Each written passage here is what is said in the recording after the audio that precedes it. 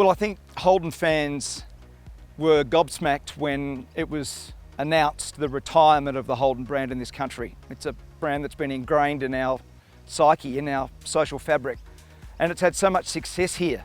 23 poles, 33 wins. We had 7 wins in a row at Bathurst. So this is a place that's very special to Holden, way back from right in the late 60s, and it would be fantastic for all the Holden fans to enjoy a Holden win this weekend. Well, I think the only way that I can really rationalise Holden pulling out of this country is to celebrate what they've done in Australia, not just with their racing, but with their road cars. And every family in this country has got some sort of Holden story.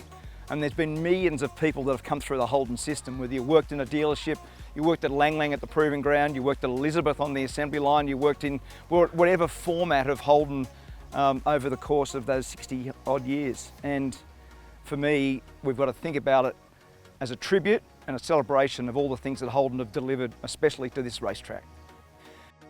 Well, that car was sponsored by the local Holden dealer where I grew up in Wyong. Bruce McPhee was a Central Coaster Wyong driver. He did the whole race effectively to win 1968. And one of my first shots was sitting on the back of that car with my dad, because my dad actually worked on that car. So it's a great story. Well, I think the first thing is just great to be able to get our season away. You know, when the Grand Prix was postponed, we didn't know what this year was going to look like. So for us to have a proper 2020 championship has just been a great job by supercars and the broadcasters and the governments and the stakeholders, and for the fans to stick with us, because it's been a very, very good year. Next part is, when you think about this year, people think Bathurst is our grand final. We always talk about it as the grand final, and it's a Stop the Nation Day in Australian sport. So I can't wait. I'm sure it's the right way for us to finish what has been a crazy 2020. Well, I think there's probably 8 or 10 combinations that are red hot. The ones that'll be hardest to beat for Scott McLaughlin will be Van Gisbergen and Tander, Lowndes and Whincup. As the Red Bull Holden racing team, they've probably got the best assembly of drivers in their stable. Having said that, obviously Slades with Scott McLaughlin, Will Davison joins up with Cam Waters.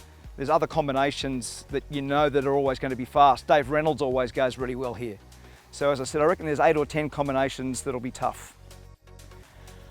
I'm looking forward to Bathurst because the championship's been done and run and won.